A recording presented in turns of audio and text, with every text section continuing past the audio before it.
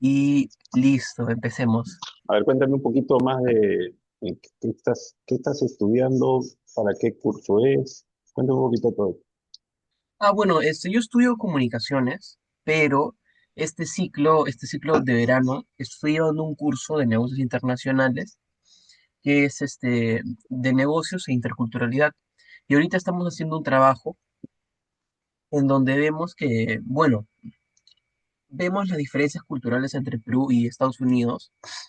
Justamente nos están enseñando una serie de teorías, ¿no? La de Hofstede, Hall, ¿no? Project, ¿no? En donde, por ejemplo, se ve que el Perú tiene una visión cultural de corto plazo. En cambio, de Estados Unidos es a largo plazo, ¿no? O, por ejemplo, que el Perú tiene una cultura más colectivista, mientras que Estados Unidos tiene una cultura más individualista, ¿no? En este caso, particularmente a mi grupo le tocó Estados Unidos, ¿no? Entonces hemos escogido como ejemplo Textil del Valle, ¿no? Que es una buena empresa que exporta mucho a Estados Unidos. Si mal no me equivoco, uno de sus reportes del 2024 explica que casi todas sus ventas se van a Estados Unidos, creo que un 70%, si mal no me equivoco, Tienes un poquito más, sí. Sí. un poquito más, ¿no? Entonces, nosotros queremos tomar a Textil del Valle como un ejemplo que supo vender el tema de de la sostenibilidad a Estados Unidos, ¿no? Algo que no muchas empresas en el Perú hacen, porque la sostenibilidad es algo a largo plazo, no es algo que veas las ganancias en el corto plazo, ¿no? Entonces, estamos viendo un análisis cultural de eso y por eso queríamos hacerle esta entrevista. Dale, dale. A ver, ¿cómo puede ser útil? Perfecto. Disculpa Tenemos, que haya entrado, más bien disculpa que haya entrado un poco tarde, no pero, se preocupe, o sea, cuéntame. es entendible. Tutéame, no usted. ¿Ya? Ok, Listo. Ok. La primera pregunta cuéntame. es, ¿cómo adaptó Textil del Valle su discurso de sostenibilidad eh, cuando negoció por primera vez con clientes de Estados Unidos? Ya. Para esto te tengo que contar un poco la historia que de repente ya la has escuchado en algún momento, pero es importante que se entienda qué es lo que pasó y por qué logramos lo que logramos en el debido momento. Yo creo que fue el tema de debido momento. Nosotros en el 2018 hay un cambio de tendencia general y empezamos a ver cómo podíamos diferenciarnos en un sector como el de confección de prendas en el mercado. Y comenzamos a averiguar qué era lo que buscaban los clientes. Lamentablemente los clientes que teníamos y que tenemos algunos de ellos ahora, en ese momento pedían precio y calidad. Y eso era lo que Textil del Valle venía entregando, pero cada vez más los mercados del Asia, como los de Centroamérica, ya venían pisándonos los talones, ya podían ser cada vez más parecidos a nosotros. Y digo del Asia porque el Asia era volúmenes grandes, tirajes grandes de producción, pero nada complejos, pero ya Sri Lanka ya estaba entrando a un lugar ya de perfeccionamiento, ¿no? De lo que confeccionaban. Centroamérica, si bien también es más enfocado a volúmenes grandes o no prendas de alto valor, ¿no? También estaba empezando a mirar esto y nosotros dijimos, no, estamos en riesgo, entonces hay que ver cómo hacer una manera para diferenciarnos. Y empezamos a analizar y hicimos un estudio. Hicimos un estudio en la costa oeste de los Estados Unidos junto con una universidad, donde el enfoque del estudio era ver cuáles eran los usos y costumbres respecto a prendas de vestir de los millennials y centennials, que eran las generaciones que venían atrás, ¿no? Ya los baby boomers tenían una forma de trabajar y estos eran los que venían y teníamos que irnos preparando para esto. Para esto nosotros fuimos otra vez a las marcas y dijimos, oye, ¿qué es lo que viene? No, calidad y precio nada más. Tú mantén un buen precio, una buena calidad. Y como tú sabrás, o no, no sé si lo sabes, pero nosotros somos llamados así productores maquiladores, no somos dueños de las marcas. Trabajamos para marcas como Lacoste, Ralph Lauren, Lululemon, Patagonia, etc. Eh, y estas marcas son los dueños, por lo tanto, el poder de la marca es muy potente. Y por lo tanto, Yo le puedo vender una prenda a $15 y ellos lo venden a $150. Así de fuerte, por 10. A veces por 8 por 6, pero más o menos es por 6 por 8 por 10. Más o menos, dependiendo la complejidad de la prenda. Entonces, la prenda, empezamos a hacer este estudio con la Universidad de UC Davis en la costa oeste de los Estados Unidos, en California, y de un momento a otro, no de un momento a otro, pero de varios meses de investigación, haciendo focus group, encuestas, etcétera, salió que la, la gente estaba buscando prendas con propósito. Y nosotros, tanto el gerente general como yo, que veía las finanzas y la sostenibilidad de la empresa, decíamos que son prendas con propósito, ¿no? Entonces, averigua qué significa una prenda con propósito. Y al final concluimos que las prendas con propósito son aquellas prendas que cuidan, pues, el medio ambiente, la parte social y la transparencia de lo que uno dice, ¿no? El ESG, ¿no? Environmental, Social and Governance, ¿no? Oye, pero ¿por qué no te fuiste a la costa este? Me fui a la costa oeste, porque la costa este siempre estaba un poco más de avanzada en esos aspectos, no son clásicos, ¿no? Y Patagonia está ahí también, por ejemplo. Patagonia es una marca referencial. La Lululemon, si bien es canadiense, pero está en la costa oeste de Canadá, está en Vancouver. Entonces, por eso decidimos, salió algo que dijimos, bueno, ¿con qué comenzamos, no? Entonces empezamos nosotros a trabajar el aspecto medioambiental.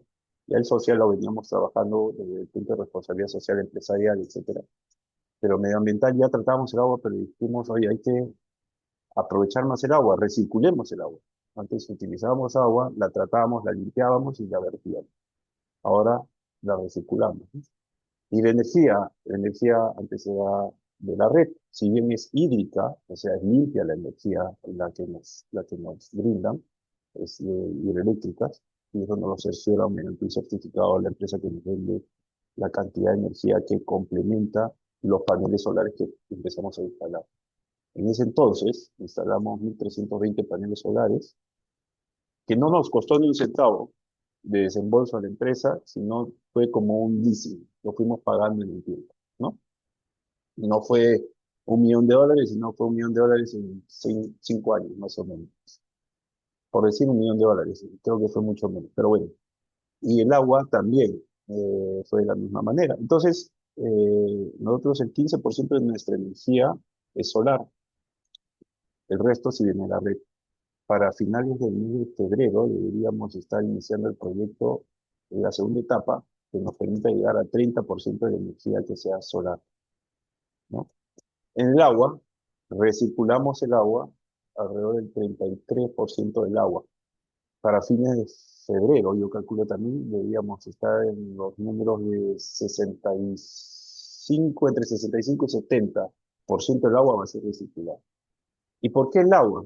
¿Por qué el agua es tan importante? ¿Por qué tienes que invertir tanto en agua? Porque primero es una zona, hay estrés hídrico en la zona. Y la empresa, como tiene el proceso técnico, consume un montón de agua, un montón de agua. Entonces, eso nos lleva a hacer, ¿cómo se llama? A pensar en la población, pues, porque si tú hay estrés hídrico, estás consumiendo mucha agua, ¿no?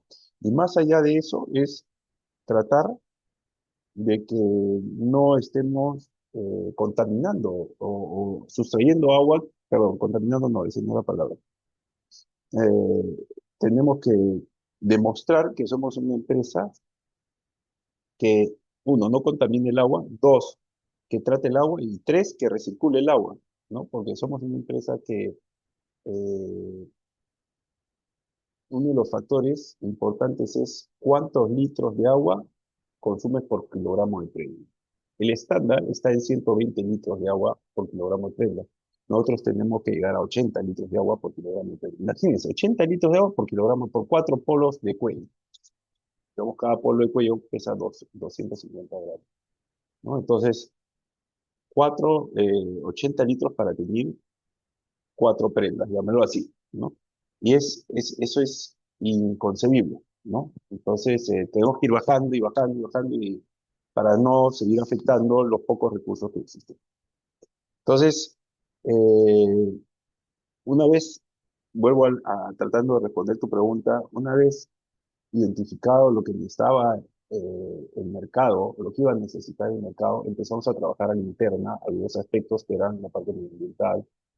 Le dimos más fuerza a la parte social, y no solo social a la interna, sino en el entorno, alrededor, y en el y en el o sea, afuera.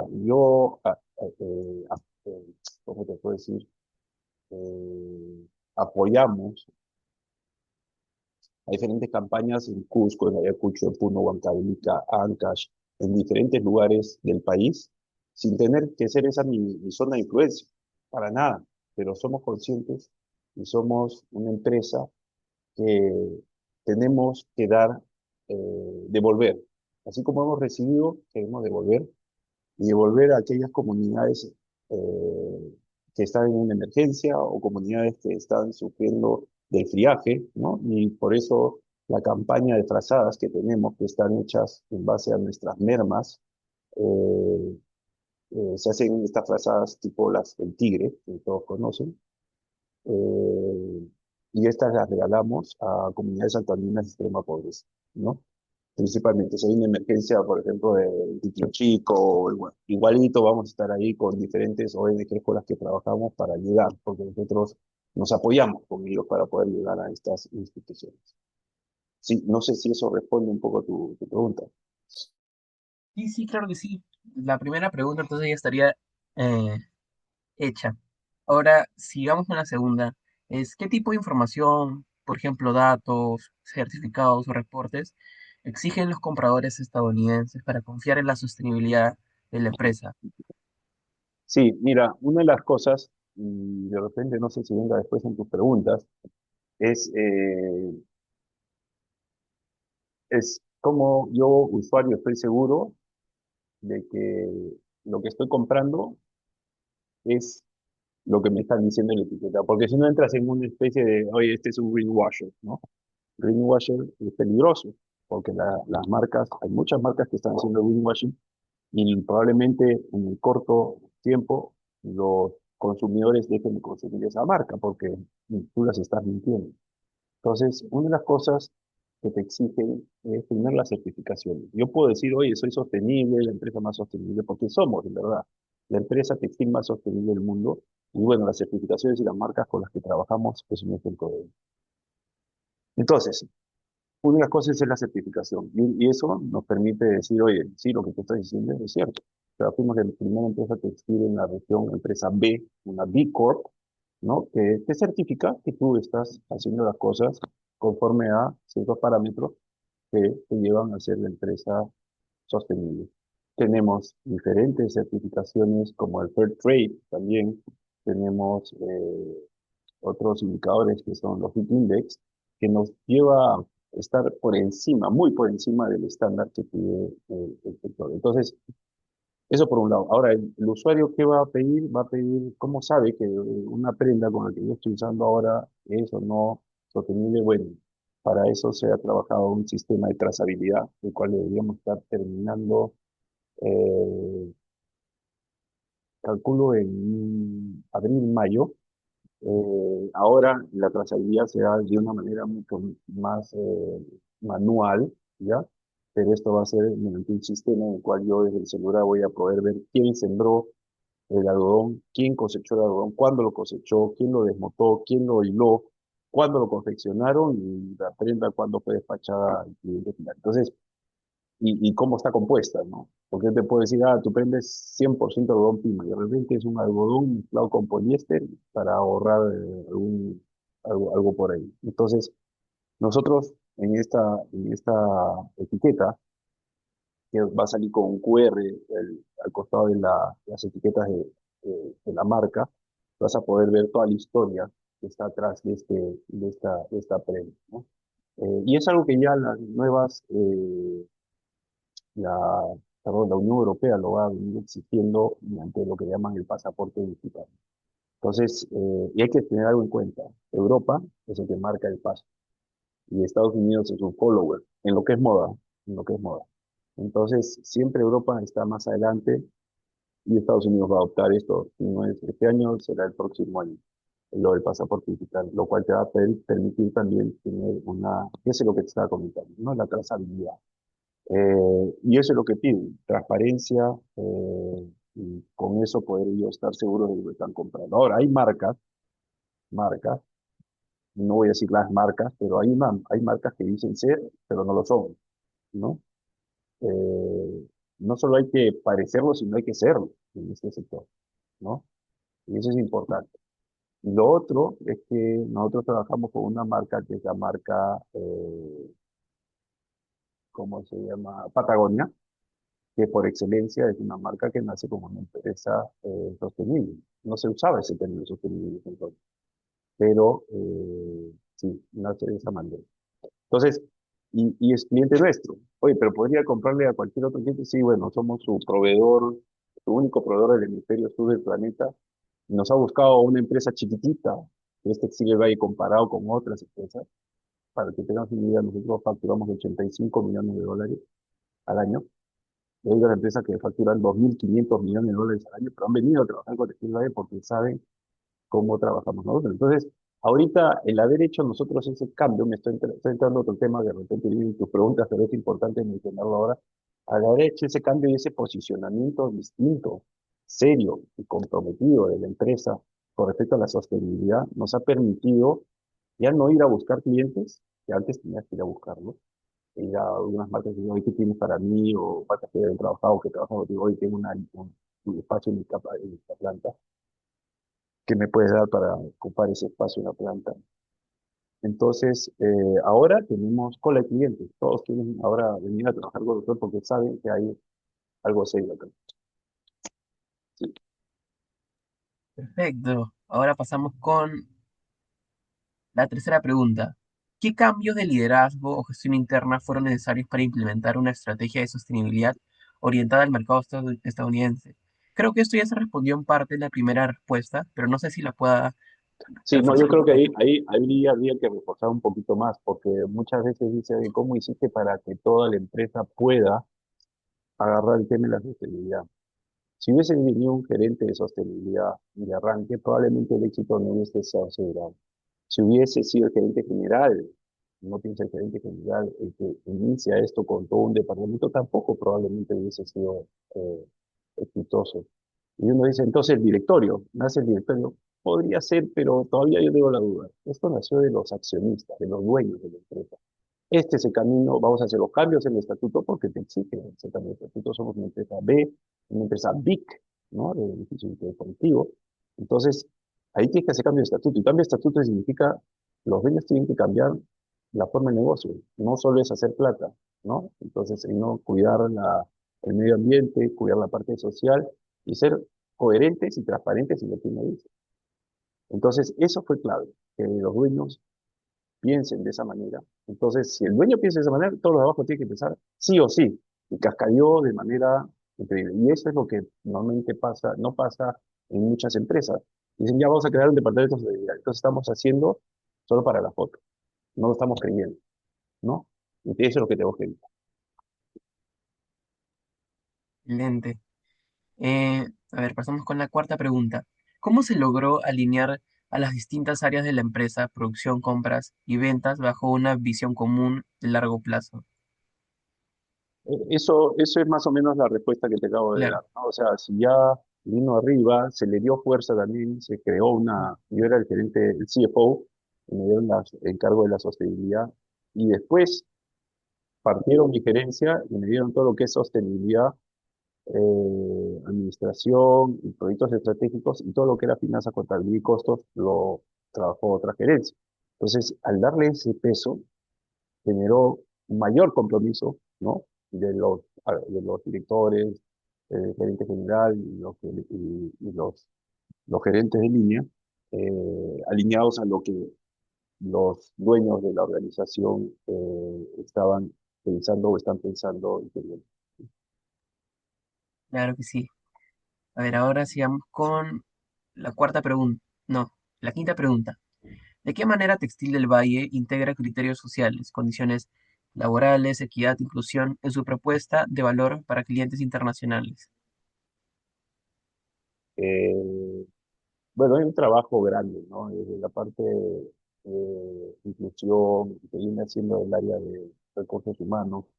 E inclusión, vamos desde, vamos a hablar desde orientación sexual hasta la otra parte de inclusión a gente que es minusválida, que puede ser ciego, sin piernas, sin brazos, ¿entiendes? O sordos.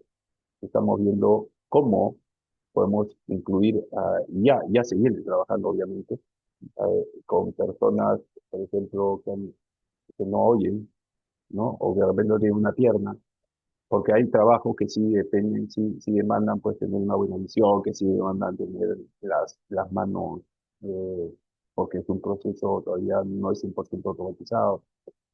Por ese lado se está trabajando y se sigue trabajando hace muchos años y seguimos con esto. Pero por el otro lado, tenemos la parte social, que ya te comentaba, lo de las frazadas desde el principio, ¿no?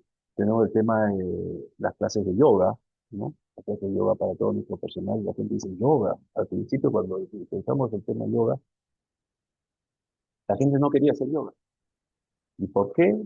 Te sorprende esta respuesta. Me decía, ingeniero, yo no quiero hacer yoga, yo soy católica. Y yo también le digo, pero ¿qué pasa? No, yo no quiero entrar a tema de yoga. Claro, asocian yoga al hinduismo o al budismo, ¿entiendes? Este era un yoga de estiramiento y ahora nos reímos, pero hace 8 años la gente en Perú, en provincia, peor, yoga no existía, ¿sí? Ahora ya lo ves por todos lados. Y el otro noche era cuando estaban ya listos para hacer los ejercicios de yoga, no querían sacarse los zapatos. Y después descubrimos el porqué y después le perdieron el miedo. Y no querían quitarse los zapatos porque ¿quién no tenía una medida con hueco? ¿No? Entonces, ese era el roche que no querían pasar, pero después la gente lo tomó y la gente está feliz y seguimos con el programa de yoga.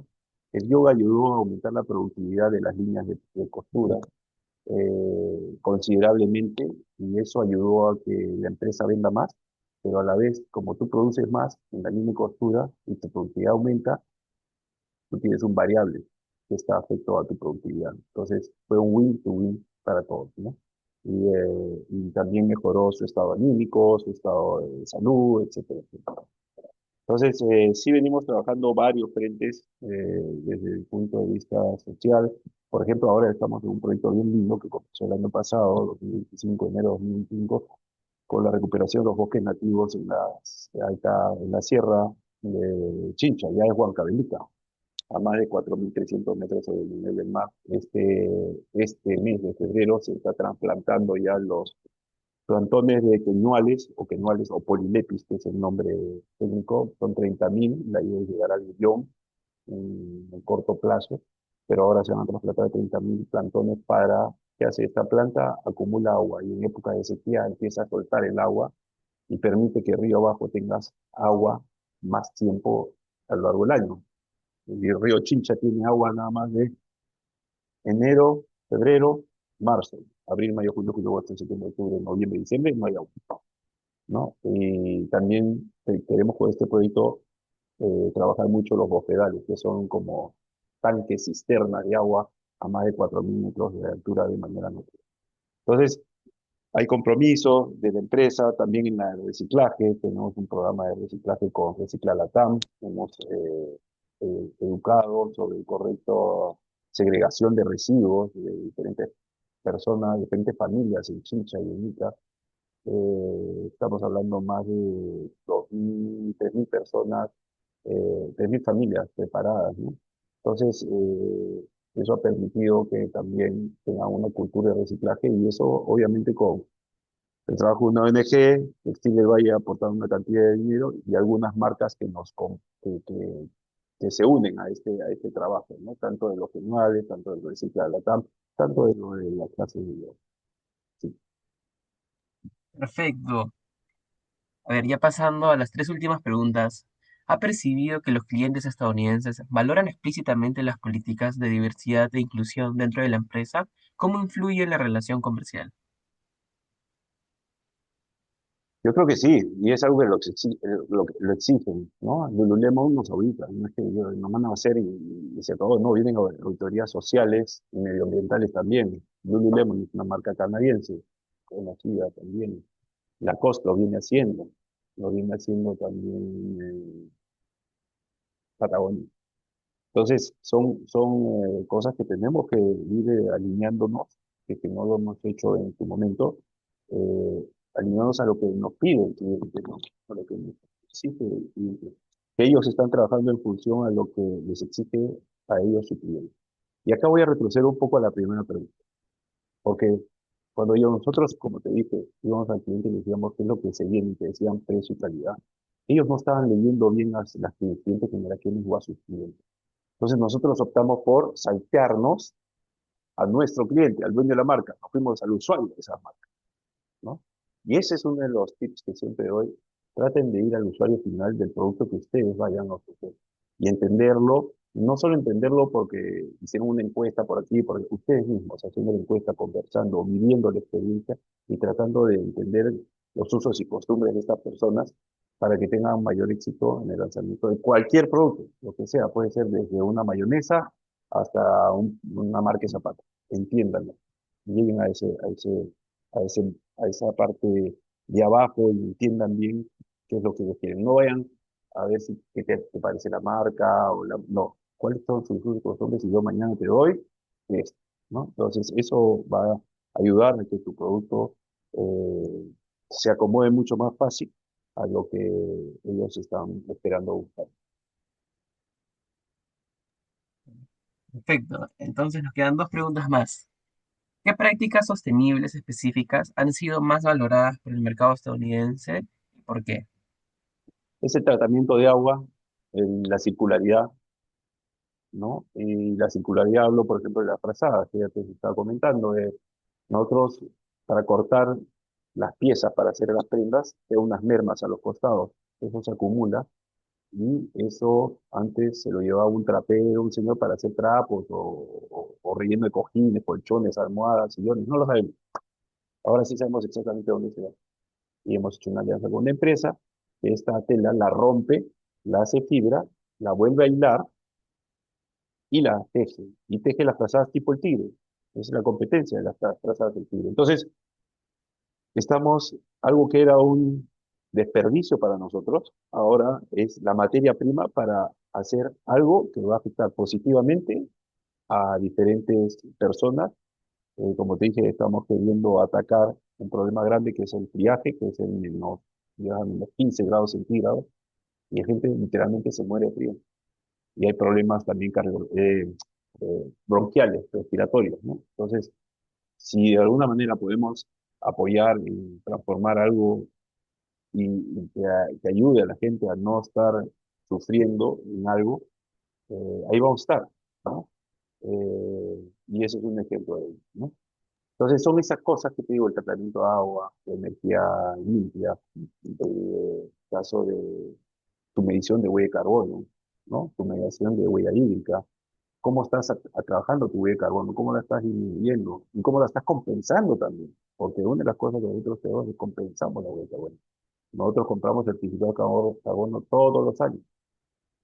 Muchos dicen, no, ese es tirar plata al agua. No, nosotros sí creemos que hay proyectos serios que sí están invirtiendo en diferentes proyectos para combatir la huella de carbono, ¿no? La huella de carbono. Sí. Ujú. Perfecto. Y ahora pasamos a la última pregunta. ¿Cómo prioriza la empresa qué acciones sostenibles implementar considerando costos, impacto ambiental y expectativas culturales del mercado destino, que es Estados Unidos? Pero, ¿me puedes repetir la pregunta? Ujú. ¿Cómo prioriza la empresa qué acciones sostenibles implementar considerando costos, impacto ambiental y expectativas culturales del mercado estadounidense? Sí, bueno, esa es una pregunta, más o menos así, a veces me han preguntado, y que por dónde comenzar, ¿no? Y sí, es más o menos por ahí la pregunta. Y lo que yo les digo es, no te tienes que desesperar a hacer todo de inmediato. Nosotros nos ha tomado desde el 2018 a la fecha, 8 años, lograr estar donde estamos. Eh, la, obviamente, cada vez va a ser más difícil hacer más cosas, porque ya llegaste a un punto donde ya el esfuerzo es cada vez mayor el que tienes que hacer para poder seguir llegando al punto de ser completamente diferente a los demás, ¿no? Eh, entonces, yo creo que mm, lo que uno tiene que comenzar a hacer es primero creérsela, ¿no? Estar seguro de que ese es el camino, porque las marcas ya lo viven existiendo. En un momento no lo existían y ahora ya tienen departamentos de sostenibilidad propios. Entonces tú tienes que creértela que lo que vas a hacer es lo correcto. Una vez tú como dueño, ¿no? Que crees este camino diferenciador, ¿no? ¿Por qué digo diferenciado? Porque tú puedes tener un polo igualito al otro y uno que hecho con materiales sostenibles, algodón orgánico, algodón regenerativo, poliéster reciclado, y el otro es algodón convencional, poliéster virgen, etcétera. Tú los ves igualito, la calidad igualita, pero tú tienes este que tiene las certificaciones. ¿Tú por cuál te irías? Te irías por el que tiene todo lo de sostenibilidad y por ende tú puedes cobrar un poco más por eso, porque en realidad tiene un costo adicional también, ¿no? O sea, tú puedes cómo se va a cobrar algo más. Y eso también te pone en una ventaja frente a dos productos iguales, ¿no? Entonces, creértela y empezar, yo creo, a medir dónde estás, ¿no? Tu huella de carbono, tu huella hídrica, ¿no? A ver dónde estás y en función a eso empezar de repente ya a ver qué acciones vas a empezar a trabajar. Eso desde el punto de vista medioambiental, desde el punto de vista social, ok, ¿cómo estás impactando tú a tu entorno, a tu gente?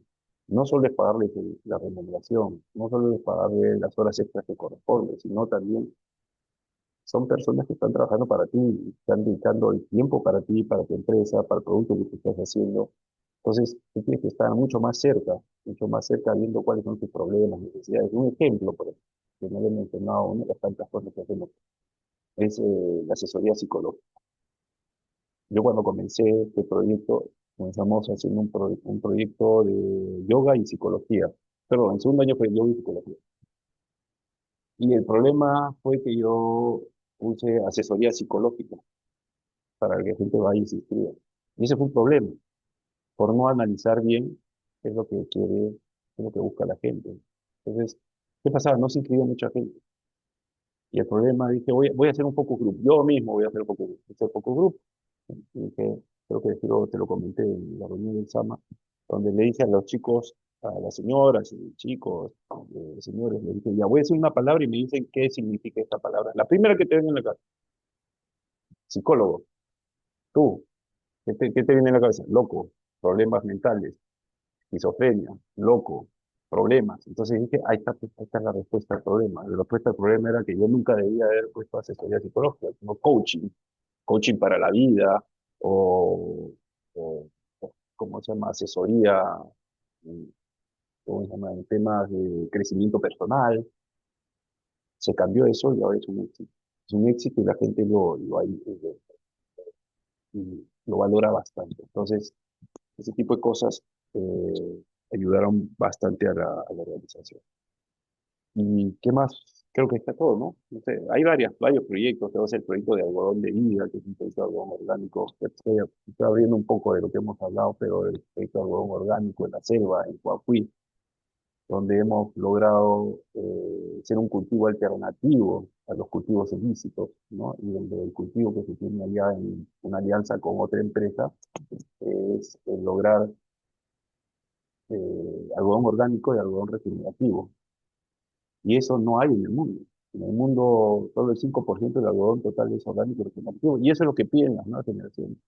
El orgánico, que es el más limpio, que no usa químicos, pesticidas, fertilizantes químicos, ¿no? Como decía. Y el regenerativo es aquel que está dejando descansar la tierra y termina el cultivo y ponen otro cultivo para devolver los nutrientes a la tierra y no hacer inerte la tierra después de una serie de campañas. Entonces, todo eso suma. Suma y los clientes lo aprecian mucho también, ¿no? Entonces, no por las puras, seguimos creyendo y seguimos diciendo que somos la empresa textil más sostenible del mundo, ¿no? Muchísimas gracias, ingeniero Landazuri. Ha sido un placer. Voy a parar la grabación.